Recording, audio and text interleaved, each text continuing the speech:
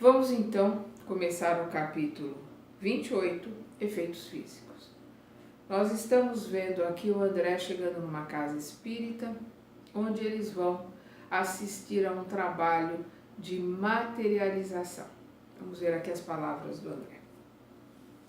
Tanto Hilário quanto eu não desejávamos encerrar a semana de estudos sem observar algum serviço dessa natureza, materialização, em companhia do assistente. De outra feita, acompanháramos experiência dessa ordem, assinalando-a em registro de nossas impressões. Vamos lembrar que é o capítulo 10 do livro Os Missionários da Luz. Contudo, os ensinamentos de Aulus eram sempre expressivos e valiosos pelos fundamentos morais de que se revestiam, e suspirei pelo instante de ouvi-lo discorrer sobre os fenômenos físicos que nos propunhamos analisar. O recinto destinado aos trabalhos constituía-se de duas peças. Uma sala de estar ligada à estreita câmara de dormir. O aposento íntimo, transformado em gabinete, albergava um médium, um homem ainda moço, e na sala espalhavam-se 14 pessoas, aparentemente bem intencionadas, das quais se destacavam 2 senhoras doentes, que representavam o motivo essencial da reunião, de vez que pretendiam recolher a assistência amiga dos espíritos materializados. Indicando-as, falou o orientador com grave entonação de voz. Venho com vocês até aqui, considerando as finalidades do socorro aos enfermos, porque, embora sejam muitas as tentativas de materialização de forças do nosso plano na Terra, com raras exceções, quase todas se desenvolvem sobre lastimáveis alicerces que primam por infelizes atitudes dos nossos irmãos encarnados. Só os doentes, por enquanto no mundo, justificam, a nosso ver, o esforço dessa espécie, junto das raras experiências essencialmente respeitáveis e dignas realizadas pelo mundo científico em benefício da humanidade. Quiséramos alongar o entendimento, no entanto, renteando conosco, diversos obreiros iam e vinham, dando a perceber o início dos trabalhos daquela noite. A higienização processava-se ativa. O serviço reclamava cuidado. Segundo apontamentos recolhidos por nós em outras ocasiões, aqui surgiam aparelhos delicados para emissão de raios curativos, acolá se efetuava a ionização do ambiente com efeitos bactericidas. De novo, isso tudo está explicado nos missionários. Alguns encarnados, como habitualmente acontece, não tomavam a sério as responsabilidades do assunto e traziam consigo emanações tóxicas oriundas do abuso de nicotina, carne e aperitivos, além das formas pensamentos menos adequadas à tarefa que o grupo devia realizar. Vamos lembrar que lá no Missionários da Luz, do Sr. P, que ele chega ali, ele comeu, comeu carne, ele bebeu, então ele chega ali com aquelas emanações, o plano espiritual vai para cima dele para isolá-lo, para que ele não atrapalhe os trabalhos. O André ali faz até uma colocação muito interessante. Ele fala que os irmãos espirituais foram para cima dele, como as abelhas na colmeia vão para cima de alguma sujeira, alguma coisa que aparece ali na colmeia. Elas se jogam em cima para eliminar aquilo. Então eles se jogaram ali em volta dele para eliminar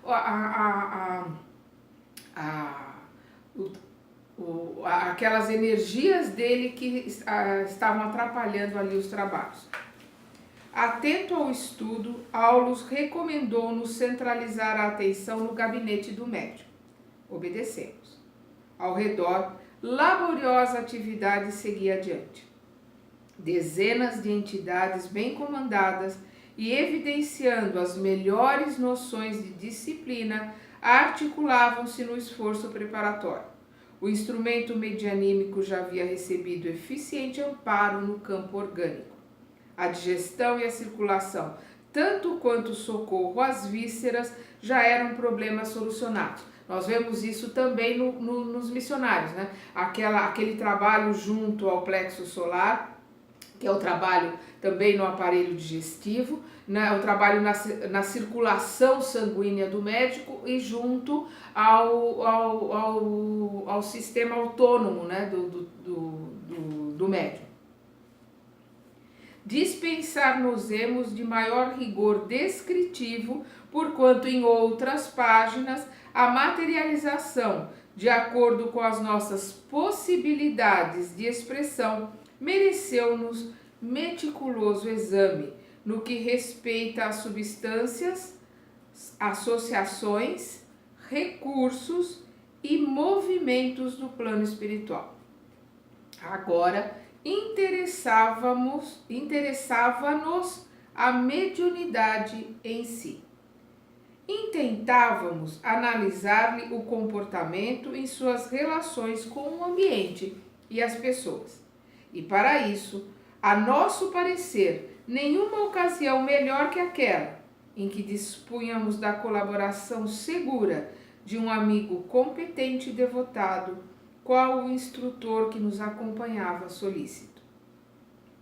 Apagada a luz elétrica e pronunciada a oração de início, o agrupamento, como de praxe, passou a entoar hinos evangélicos para equilibrar as vibrações do recinto. Vamos lembrar que isso acontece lá no Missionários também. O Alexandre, que é o instrutor do André, ele fala, né, ele monta uma garganta, através dela ele fala para os encarnados que ouvem a sua voz e pede para que eles comecem a cantar hinos, que eles parem com a concentração, porque eles estavam ali no eu, pedindo que viesse espíritos familiares que tinham desencarnado, pedindo para materializar isso, aquilo, atrapalhando os trabalhos. Então ele pede para eles não se concentrarem e ficarem concentrados na música cantando. Então aqui nós vemos que acontece a mesma coisa, eles já colocam aqui que eles começaram a cantar. Colaboradores desencarnados extraíam forças de pessoas e coisas da sala, inclusive da natureza em derredor, que, casadas aos elementos de nossa esfera, faziam da câmara mediúnica precioso e complicado laboratório. Vemos a explicação e a colocação de todo esse trabalho lá também. Correspondendo à atuação magnética dos mentores responsáveis, desdobrou-se o médium, afastando-se do veículo físico, de modo tão perfeito que o ato em si mais se me afigurava a própria desencarnação, porque o corpo jazia no leito, como se for um casulo de carne, largado e inerte.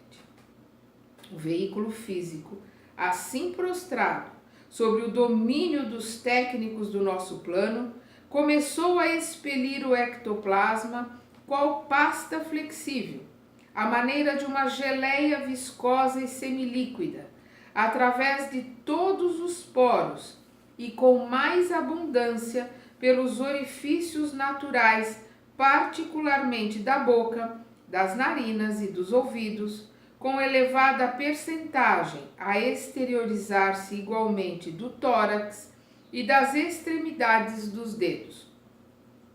A substância, caracterizada por um cheiro especialíssimo que não conseguimos descrever, escorria em movimentos reptilianos, acumulando-se na parte inferior do organismo medianímico, onde apresentava o aspecto de grande massa protoplásmica viva e tremulante.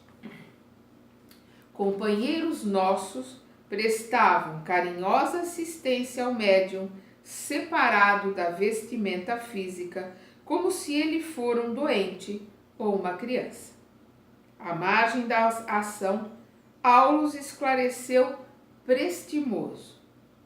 O ectoplasma está em si tão associado ao pensamento do médium quanto as forças do filho em formação se encontram ligadas à mente maternal. Em razão disso, toda cautela é indispensável na assistência ao medianeiro. Hilário, que ouvia reverente, indagou: tal cuidado decorre da possibilidade de inconveniente intervenção do médium nos trabalhos? Exatamente, respondeu Wallace. E ele prosseguiu: se pudéssemos contar com mais ampla educação do instrumento, de certo menos teríamos a temer, de vez que a própria individualidade do servidor colaboraria junto de nós, evitando-nos preocupações e contratempos prováveis. A materialização de criaturas e objetos de nosso plano, para ser mais perfeita, exige mais segura desmaterialização do médium e dos companheiros encarnados que o assistem, porque por mais nos consagremos aos trabalhos desta ordem, estamos subordinados à cooperação dos amigos terrestres, assim como a água, por mais pura, permanece submetida às qualidades felizes ou infelizes do canal por onde ela se escoa. Então, o que o Wallace está colocando aqui é que eles precisam, a materialização, ela se dá pelo ectoplasma do médium que está ali doando o seu ectoplasma. É uma característica que ele tem de doar esse ectoplasma, de ter esse ectoplasma em abundância e doar esse ectoplasma. Mas a preocupação dos trabalhadores ali é exatamente pelo fato da influenciação que esse médium tem em relação a esse ectoplasma, porque ele é como a criança no ventre da mãe, o ectoplasma está completamente ligado a ele. Então, o que ele coloca aqui, vamos lembrar que esse livro é de 1954, ele fala da desmaterialização do médium durante isso. Nós vamos ver em livros mais modernos, onde os médiums ficam sobre uma balança, e ali ficou provado, cientificamente mostra-se nesses testes, o peso do médium diminuindo, né, quando ele sai do corpo e ele emana, ele dá, né, ele doa todo esse ectoplasma que sai pelos poros, sai pelas pontas dos dedos e principalmente dos orifícios. E depois, quando esse ectoplasma, depois de todo o trabalho feito, ele é purificado, esse ectoplasma volta para o médium, né? E quando o médium retoma a sua consciência, o peso dele volta ao normal. Então, isso foi uma experiência realizada há alguns anos atrás. E nós vemos aqui em 1954 o Wallace já colocando sobre isso. E o que ele coloca aqui nesse exemplo dos canos é o que nós já falamos aqui em relação ao filtro. O que ele está colocando aqui? Por mais pura que seja a água na nascente, ou seja, as energias do plano espiritual que está trabalhando ali naquela sessão de materialização, por maiores que elas sejam, elas dependem dos condutos por onde elas irão passar para realizar o trabalho. Como a água precisa dos canos para chegar aonde ela será utilizada. Se esse cano estiver sujo, se esse cano estiver com impurezas, por mais pura que seja a água, ela vai sair lá na ponta suja e com impurezas. Em todos os livros, sempre, nós vamos ver os mentores do André lembrando, né, e reforçando a responsabilidade, né, dos trabalhadores encarnados em relação ao trabalho que se realiza na casa espírita. Vamos então continuar estudando na segunda parte